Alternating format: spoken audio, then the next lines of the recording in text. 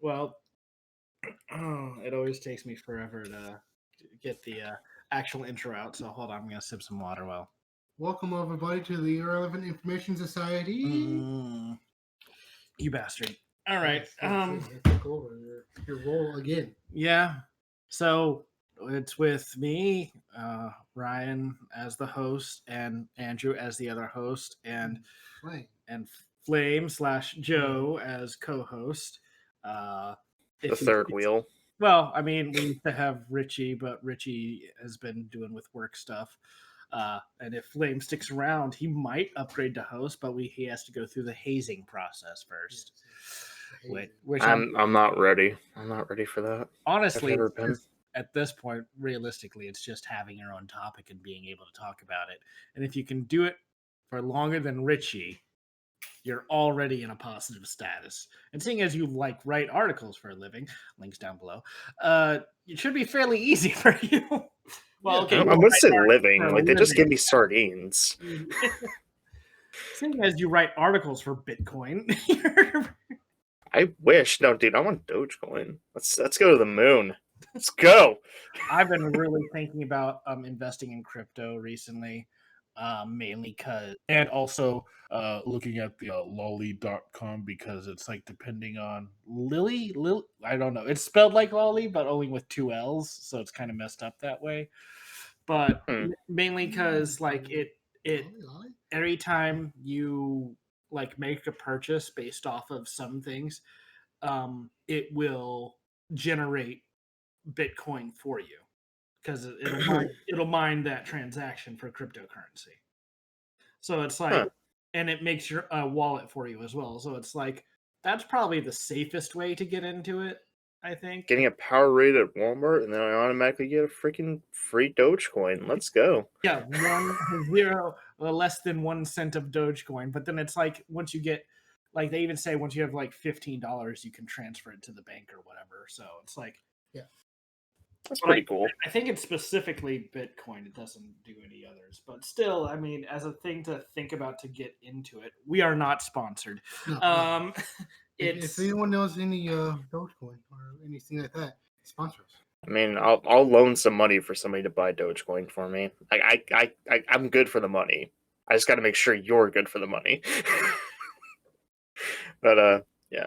Sorry. None of that short selling you on that coin stuff.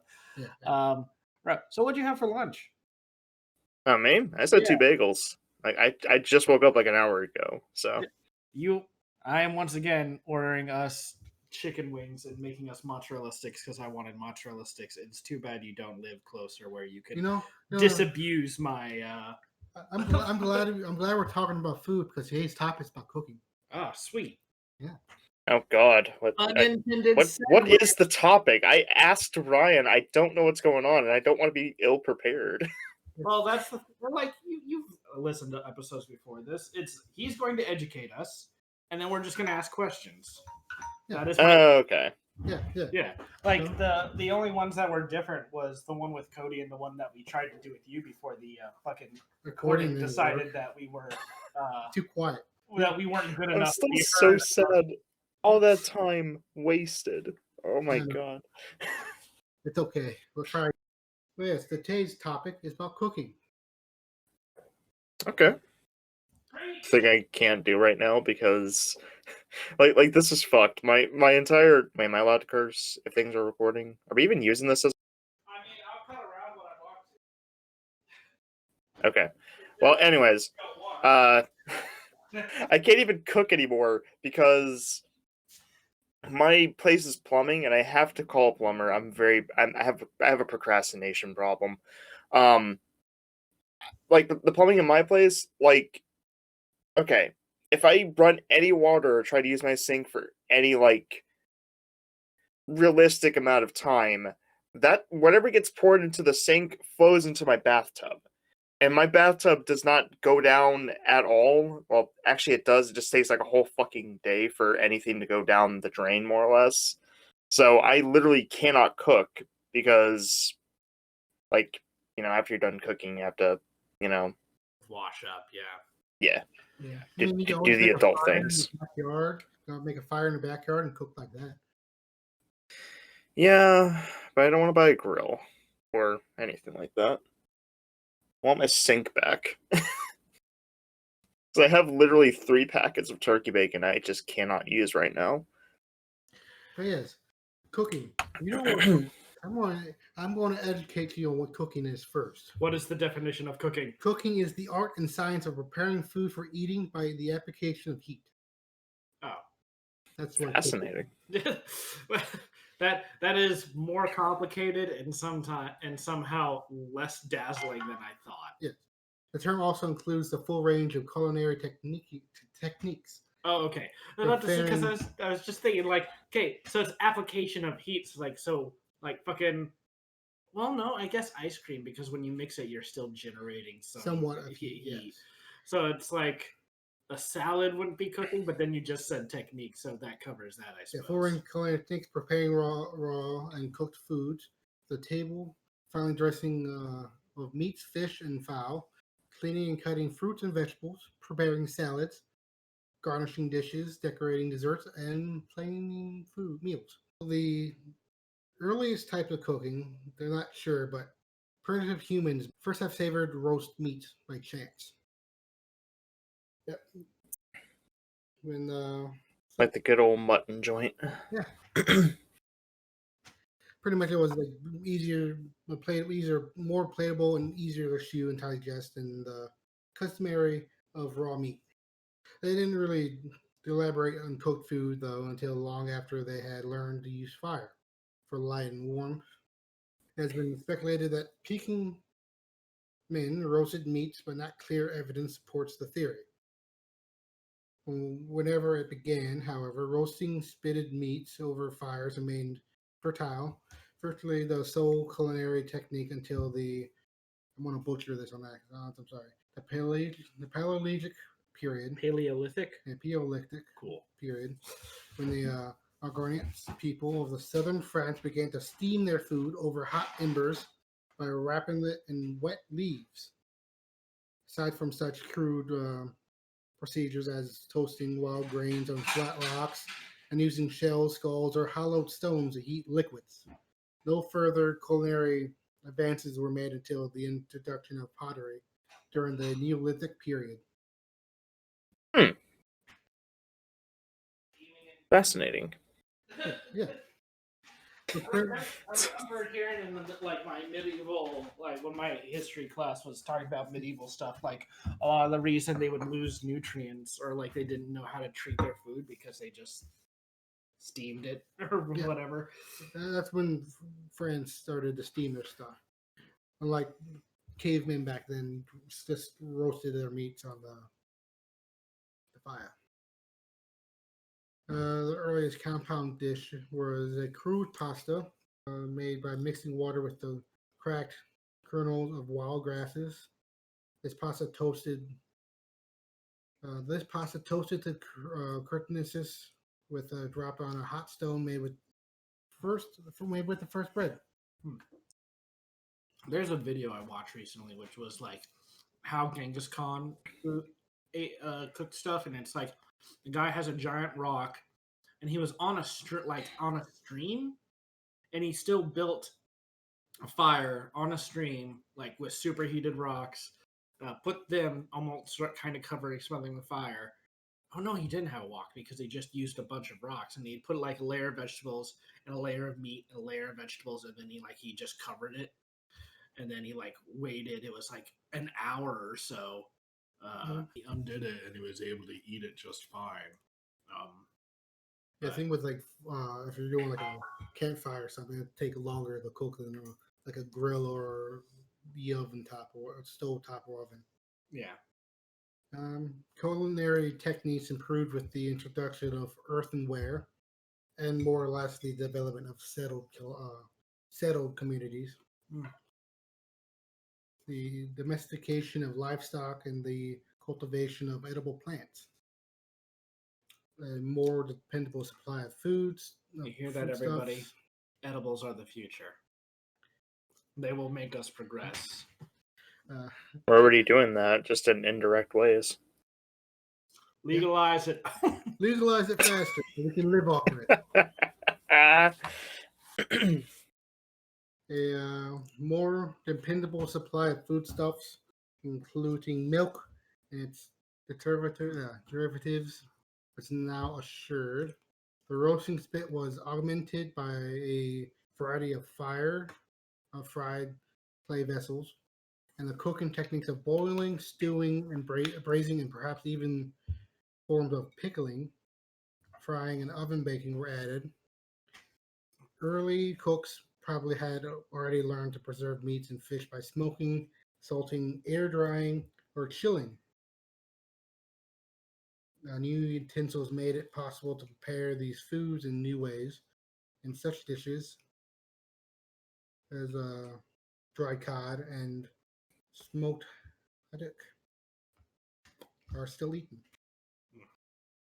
When did pickling come about?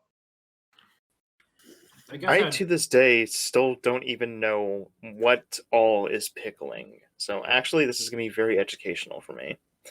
Relevant Information Society, get wrecked. I know it has to do with It's like letting it soak in vinegar. vinegar and spices. Mm. So pickling started Okay. around 2400 BCE. Wait, it started in 2004? What? 2400 BCE. That's 20, Okay. It first originated in Indus Valley Civilization, northwest India. Hmm. Yeah, so pretty much. I guess that makes sense because first you need a civilization that can make wine. Hold on, our food's here. You need a civilization that can readily make wine. Yeah. You need to have the spices available. Pretty much found evidence of cucumbers native to India being pickled and exported to the Tigris Valley of Iraq in 2030 BCE. Also, the ancient Egyptians and Greeks both have written about the use of pickles for their nutritive value and healing power. Fucking liars. There's no way that shit that they put on my Whopper is healing. So the cultivation of soybeans in China predates record history and spread from there to other countries in Eastern Asia before the modern period. So essentially was to soybeans to China's civilization that was considered one of the 5 sacred grains. Others being rice, barley, wheat, and millet. The popularity of soybeans in the Orient was due to their wide use as a food. So in 11,000 BC, flint came around to use as pretty much edged wooden sickles are used to gather in wild grains. The Bronze Age introduced lentils from the period have been covered as a settlement site found near Lake Biel in Switzerland. Almonds dating from the period have been found on the island of Crete. And it just carried on with tons of BCs. And what also kind of introduced what years. Plant cultivation began in the fertile crustant regions of the Middle East. Were domesticated in the Middle East in the 9,000 BC. 7,000 BC, which people became domesticating plants, gourds, peppers, avocados, and grains. So, what is your favorite cooking technique? Because I know that you actually do cooking as part of your job, Andrew. So, what's your favorite thing to cook? What's your favorite way to cook? I always like to smoke things. So, when did that start about? When I was really young. Well, I mean, like historical.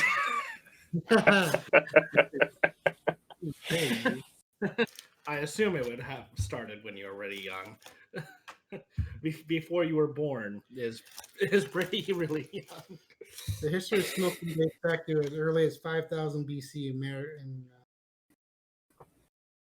Shamanic rituals with the arrival of Europeans in the 16th century. Germanic rituals. Sorry, that's this is when it popped up with actually smoking. Like smoking pipes and stuff. Yeah. Do you think it's, I don't know, how people like to attribute things that people advance to like aliens and or like some things are accidents, like the how the potato chip was made was just a really irate chef when like what's the type, a scallop potato was sent back and the guy wanted it thinner, so the chef cut it super thin and fried it, and it backfired on him. It became like super popular. But it's like That's awesome. how many things get attributed to like divine providence or aliens when it's people, and you could easily see I don't know, not taking away from accident stance, but it does take away from like the years of people trying different things. I always find that sort of a like low blow in terms of not giving credit to where it's due. Because at the time, people, depending on the time period, the person who came up with it would have to say, "Oh yeah, via the grace of God, I have discovered this." Because if they didn't say that, then it'd be like, "Oh, if God didn't give you this information, then it must be devilcraft." And depending on who's in charge, they'd probably say that anyway. Depends on who's in charge. Well, I mean, like, if you even going overly sarcastic productions, going over Blue's history of like, the popes and stuff, they're not fucking dickheads. It's all like a political scheme at that point.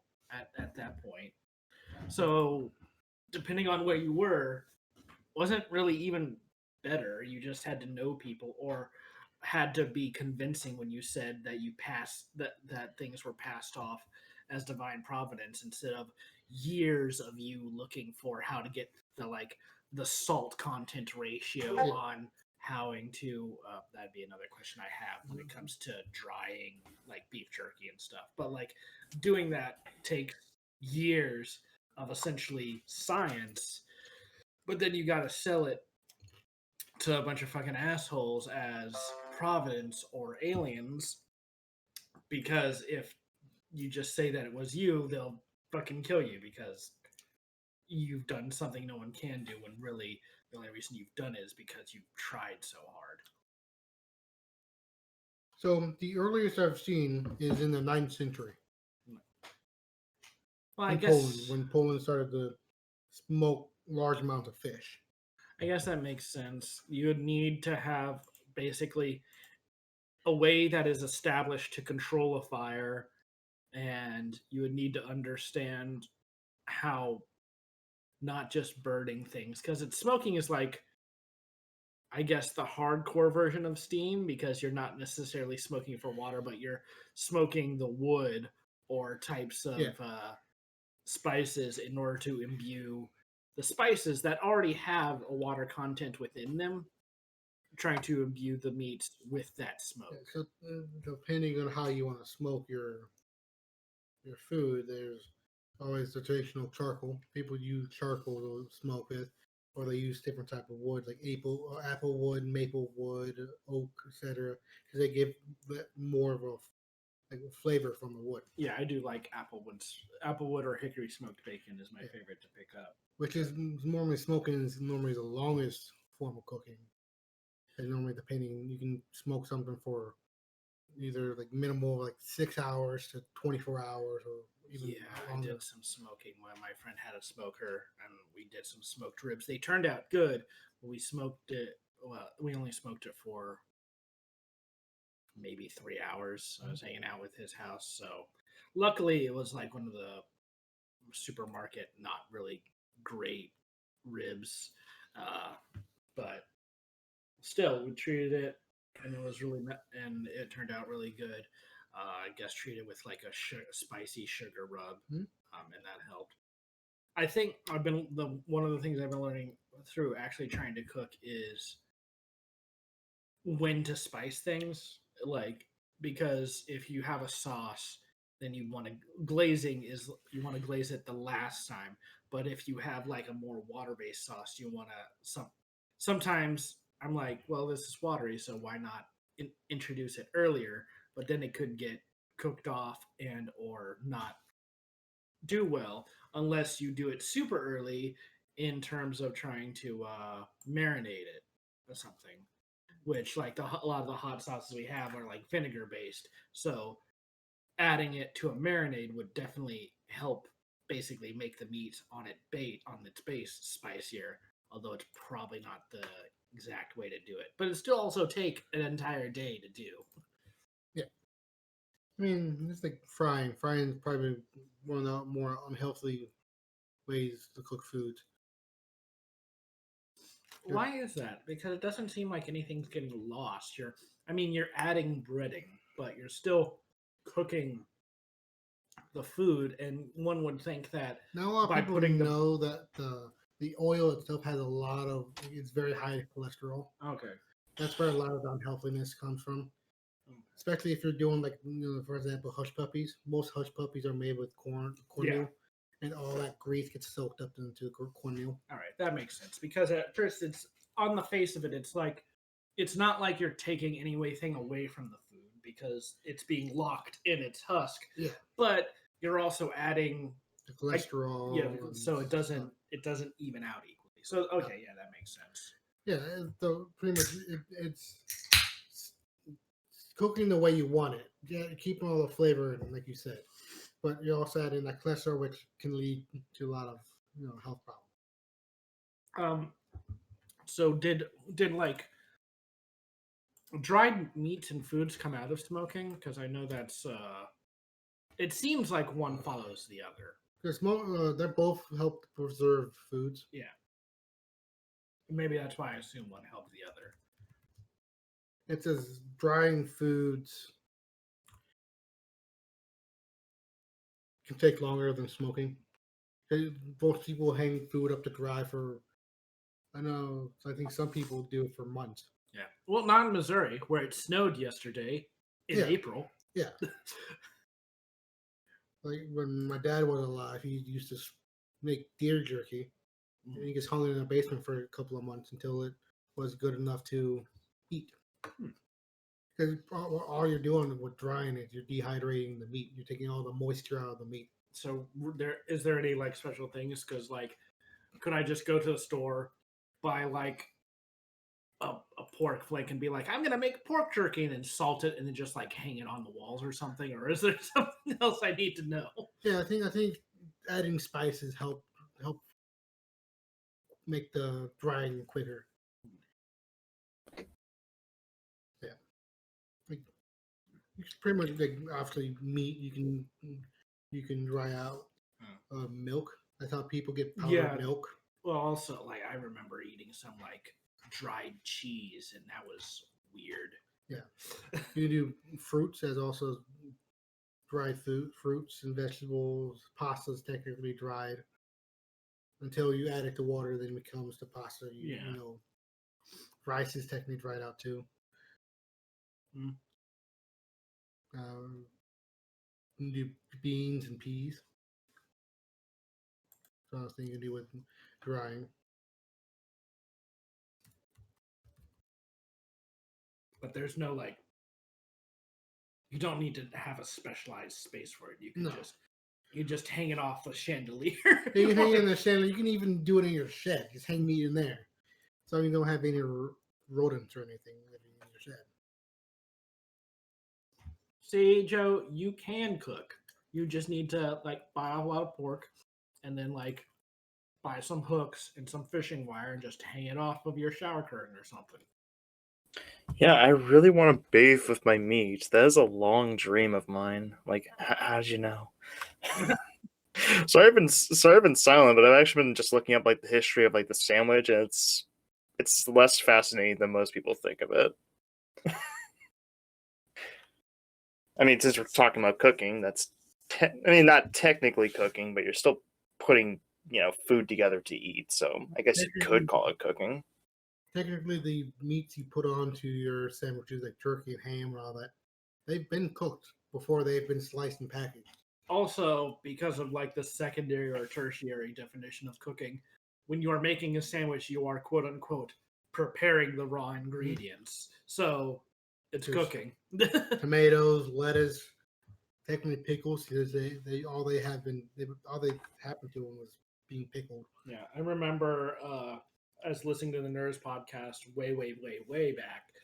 They were talking with Alton Brown, and he was basically saying,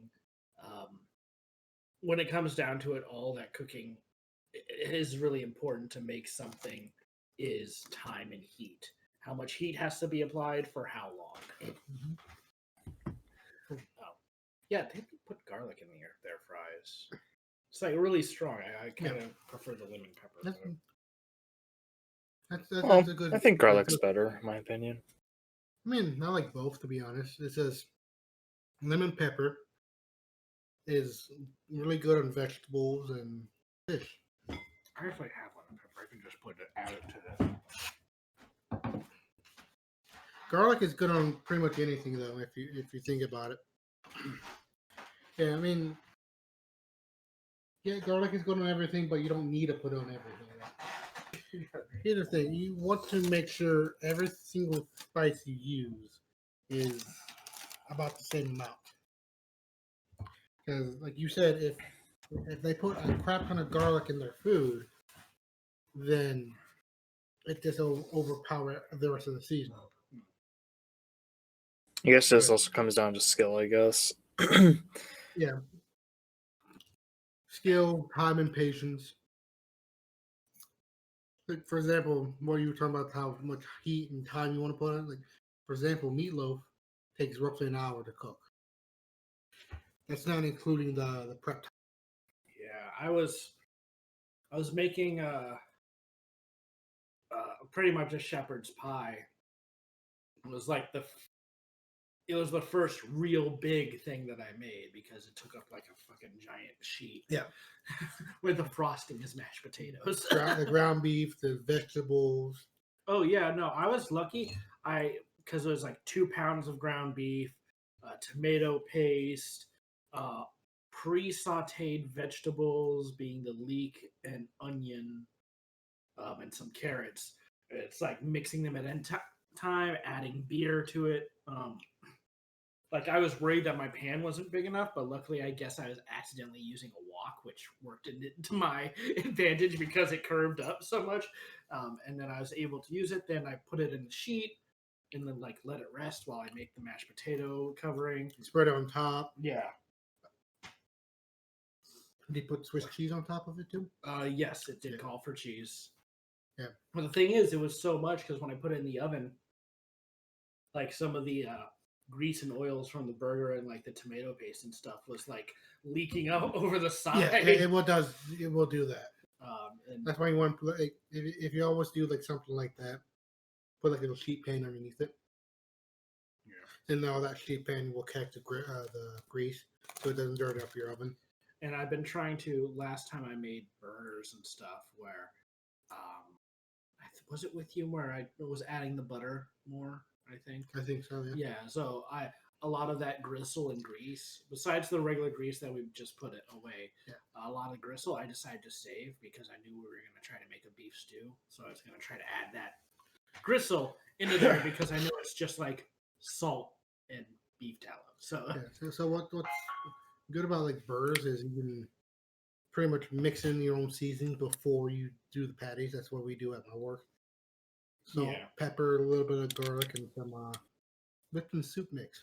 A little bit of that too, mix it in. Because like I remember a person was putting seasoning in and then like crushing like saltines into it, like so it would absorb the fat but also give salt into the mixture. And then of course like Worcestershire sauce and liquid smoke, which at this point I understand you don't necessarily need, but like I definitely like treating it before making it. But don't really get the opportunity to do that when I make burgers here. Because everybody is like, no, just do it by itself. And I'm like, but it could be more. You could be so much more. You could be wonderful. Yeah. You could be the chosen burger. 30%. 30% lean, 80% fat.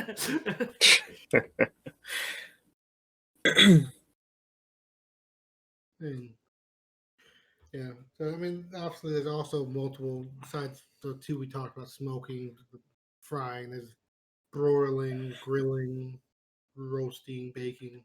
There's What's the difference between broil and bake? Because I don't. It seems like they both utilize the same.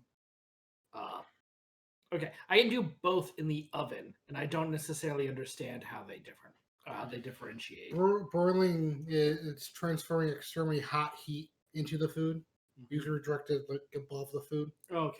Which cooks one side at a time. While baking, it's more of roasting both sides using indirect heat. Okay. So it's pretty much the heat surrounds the food, while broiling just comes from one direction down. Right.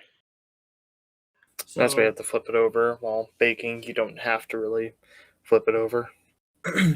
So Joe, Makes sense. You cannot use a magnifying glass in the sun to help you broil your turkey. I mean, a man can dream. Here's the thing: you can't stop me. All right, I'm gonna do it anyways. It will take too long, Joe. Come on. Look, man, what else do I have going on? It's gonna happen one day. It's gonna work. I'm gonna make it work, even if it's more than one. Even if distance. Look, even if it's more than one magnifying glass, I will make it work just to prove you wrong. I look forward to getting a UPS box of like really tattered ass looking turkey strips and being with a message saying, "I did it, you fuckwit, I did it." Yeah, you'll just have to cut around the mushrooms and all the other stuff that'll grow out of it. But hey, I'll at least have achieved something. I'll have a dime's worth of edible food. So you're going to get yourself a sheet pan, okay? And rig yourself a giant magnifying glass right above it on a nice sunny day, and maybe wait for a couple hours, see where you get at. Is there a cooking method specifically designed around trying to catch lightning? No. That seems like it's a mistake. That seems like it's like a range, so you just get a grill, but you attach the metal grate directly to like a lightning rod. So the meat's enclosed.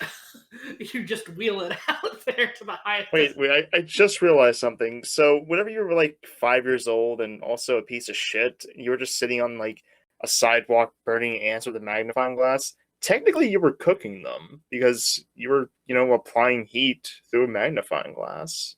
Yep. That's another thing. A lot of people don't know that insects are actually edible. Most of them are. Yeah, but I mean, people don't really want to eat them because Depending on the culture.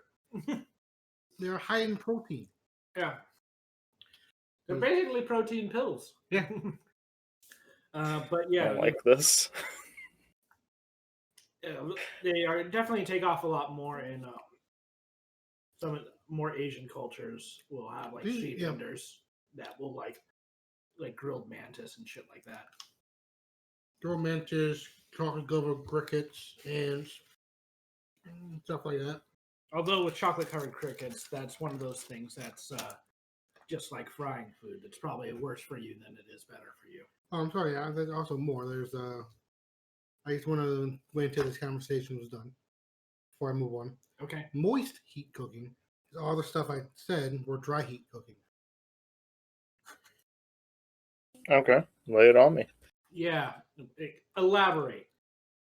Pretty much dry heat. There's no moisture whatsoever dealing with the cooking. And with moist heating, there's stuff that's included with like water and all that. Poaching, simmering. So would smoking technically be a part of the dry heat cooking because it's dry rub with smoking it out? Yeah. Okay. So poaching, simmering, there's boiling, steaming. But I guess that could also be moist heat, depending on like if you add something to the glaze that is if instead of a rub you use a glaze. Although, why would you do that for smoking? We'll see. Do you need me to explain any of those? I think everyone knows what they are. Yeah, a little bit. He's gonna test us on this later, Joe. We gotta need to make sure that we gotta hold this right. All right, what's poaching, Ryan? What poaching is? Poaching, Wait, hold on. Let me get my number 2 pencil out. Give me a second. is it that like taking the water to simmer or boil and then putting the food raw into it and having it cook that way? Somewhat, yeah. It's poaching's gentle method of cooking, which foods are submerged in hot liquids between 140 degrees and 180 degrees Fahrenheit. Okay, so it doesn't have to be just water. So technically, the hot pot is a type of poaching because it's seasoned oils and or And liquids. low heat brought up. works especially well for delicate items, and moisture and flavor are preserved without the need for fat or oil. Okay. So never mind, because hot pot is pretty much. Well, I mean, I don't think it might not be oil. They say broth, so it's like different types of broth that you would put like a slab of meat in and then cook made it out. from the fats of animals, though. Yeah, and it does cook them really fast, so it's not like. Does poaching take a while? I don't. Not necessarily. Hmm. Like eggs, poultry, fish, and fruits are best for poaching. Okay. Technically, yeah. I don't know. I still think that a case could be made that hot pot is poaching, just because once again, like it's a broth in the center that you just throw the raw ingredients in, and then you fish out a little bit later and eat. I think that would be more like braising. Because braising is more of hot oil pan. Transfer to a larger pot to cook in hot liquids. The foods are only partially submerged in simmering water, broth, or stock. Using low heat, the food softens over a extended cooking time, and the liquid becomes reduced with flavors. So I think that would probably be more of braising. And this is a combination cooking, which uses both dry and moisture heat cooking. Which is also another thing is stewing as well. Yeah. Stews are the easiest to make, and I enjoy it. Yeah. Especially if you're just starting out learning to cook. To whoever's listening and is starting out learning to cook, try to make a soup, but if it ends up too chunky, you've made a stew and you've still succeeded on making something else. Like, for example, if you want to make a vegetable soup, it's literally just like a beef stew, without the meat. That's pretty much what it is. Although nowadays we get to cheat, we get to buy like bone broth and stuff to add as a base for. Yeah. But, Just for educational purposes, I still to this day do not know exactly what broth is. Like, I know exactly what it's used for. I just don't know where it comes from. Well, bone broth is bone. It comes from like the collagen of different meats, which is why at the supermarket you'll see beef bone broth. I think it's. Yeah, Andrew. Yeah, you take it from there because I might be incredibly wrong. I mean, I'm just trying to, asking questions are a great way to learn. I just want to know. Also, it's a savory liquid made of water in which bones, meat, or vegetables have been simmered. That's pretty much what it is. It's just like the excess, like that liquid that's when you get done like cooking meat or something that can be technically a broth. You cooked in water. So enough beef grease or beef tallow, I guess, at that point is technically a broth. It can also be eaten alone, which it also has some good stuff you can help with your bodies. Okay, beef tallow no longer applies. Add water into it and mix it up, and it'll be a broth. That's what it is. It's just like the Ranger stuff of the stuff you cooked. Yeah, but it's more of using like broth is normally just to help cook other things, soups, stuff like that. stews or you can braising. Or you could just drink it yourself, and it has all the concentrated elements that we're looking behind. Yeah. I mean, you could if you wanted to, but it's probably not as advised as it should be. Surprisingly, broth is actually somewhat good for you. Soup in general is good for you, depending on what type of soup you have. Yeah, actually, bone broth is usually a lot more healthier before you actually use it as a stock. Yep. That's where in some parts of the world people eat the bone marrow out of the bones. Huh. Well, anything else interesting you found while going about research? Not really. Nothing surprised you because you've cooked it all before. Yeah, pretty much. It's always nice to know the ins and outs, though. What would like kebab or spit roasting be? I guess roasting. There you go. Okay, never mind. It's a thing. Spit roasting. Oh yeah, What? like kebabs or gyros or shawarma. How they take the lamb stuff and they tie it. For euros, for the lamb, they get their it's a straight up and down roaster. Yeah, but it's like it still uses the same. Yeah, it rotates, cook it like people glaze the outer edge with and extra seasoning stuff after I think it's been marinated because it's already gets marinated before it gets put on the roaster. Then it has like an extra glaze on the outer thing, and then it just rotates while the heat like a spit. So And once the outside gets like golden crispy brown, they start cutting it off and adding it to their sandwich.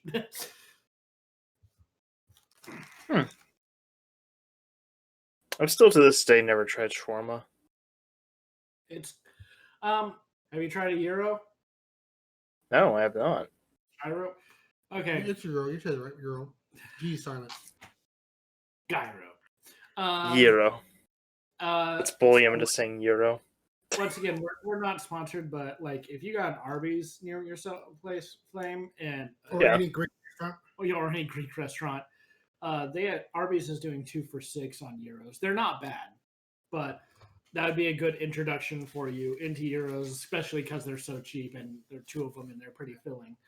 And So pretty much it's lamb, onions. Some people throw olive in there. Yeah. The more Greek ones are gonna have olives and stuff like that. Yeah. Feta cheese, and there's teriyaki sauce, which is Greek yogurt mixed with cucumbers. Yeah, and a kebab or not shawarma is like that. Only it has more of a Middle Eastern palate to it, mainly because they're both from the Mediterranean. I think shawarma comes mostly from like Turkey in that region instead. I just knew that like I could get a euro, and then when I was visiting my dad in Jordan and stuff, it was shawarma instead. But both of them pretty much presented the same. The difference might be in the type of pita bread, as well as the things we're in, but how they're prepped is fairly universal. Yeah. So yeah, that's your homework. Go fucking eat at Arby's, Joe. I'm on DoorDash right now as we speak. yeah. So come back until you try the euro. If you have not tried a euro within next time we get together, you're fired. Yeah, fire me. You're right. I've been locked inside these guys' basement for like a month. Been trying to get me on here forever. You say that, but we're still trying to plan that. I guess it'll be a face reveal episode, but we're trying to do an episode where we get my friend Alex, who's obsessed with chicken, and we're gonna do like a spicy wing challenge because I have the last dab sauce with me. Oh God. Among other sauces, so that would definitely be a Saturday one, which you said is not conducive to your schedule. But So yeah, I'll be able to listen in on the tournament. Sounds good for me. Also, on that day, I will be doing the origins of hot sauce. yeah, It's a- so he's volunteering to teach on that one too. But so I think we're wound down now. Unless you got anything you want to add, or Joe? I mean, not really. I mean, There's so many ways to it's cook now, even without water. yeah, but that also means I'm not incredibly lazy and just really liked using a pan for everything. But whatever. Yeah, not much I can really add to that. I mean, it's very nice to actually know like the difference between like certain things, and I finally figured out what the hell bone broth was. So, I mean, I could have guessed like bones in the word, but I mean, I just thought like maybe like crushed up the bones or something like that and added that into like the broth or something like that.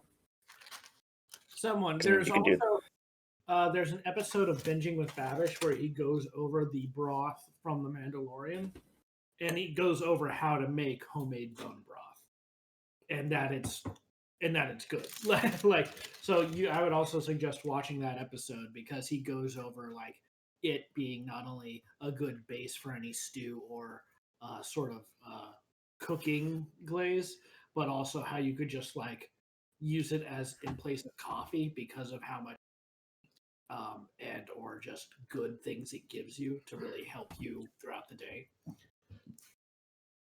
Also, I suggest trying to make your own like sauces and all that stuff.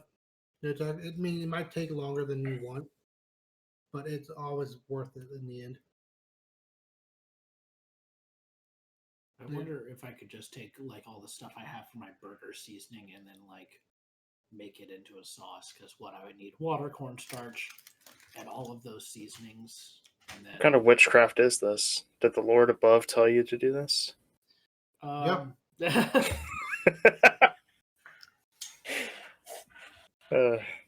that I believe. So you have anything else you want to add, Andrew? Cool. I'm gonna go ahead and say that if we don't do the hot wing thing, once again, it's tangential on Alex. Whether we can get him on. Next topic, I'll go ahead and say is mine. So you would get the third one, Joe, if you want to start thinking that. I'm going to talk about something that I've had a gripes against long, and I think I'm just going to take on purpose an extreme stance. Here's a hint. Tabletop board games that are put in a computerized or digital fashion are bullshit. Anyway, I'm going to elaborate that more. Just like Ryan's mustache. Barely existent and highly suspect. I'm probably I'll elaborate that on more on like why I feel that, and probably have some research that I will use my bias to back me up. But if you want to get started on your counters or your agrees, you can go ahead that. Otherwise, thank you all for listening. If you still have and are, if we are not so alone, please leave a like, leave a comment, subscribe if you're ever so inclined. Disagree with Andrew's. I don't know. This was actually straight up informative, so I don't know what you would have to disagree about. About the hot. This is basically the school. This is basically the class in high school that they probably should have added the home economics, because it's nice to be able to cook. It's another to actually know what's what. Yeah. Or maybe Also, I just failed in home ec. Who knows? If you want a part 2 of what the different cooking methods are, let me know in the comments below, and I'll do that. Yeah. In fact, I'll be the first comment asking for more, just so we continue this. they might just you just have to do a live stream of you actually cooking something, but that's for later. I don't want to put words in Andrew's mouth, because that'd be something that he would be doing if he was up for it. Otherwise, join a patron. If you become a patron, we actually recorded this on Discord because OBS kind of fucked us last time. So you'll have access to the Discord if you become a patron. It's just $1 a month. I'm still feeding Andrew.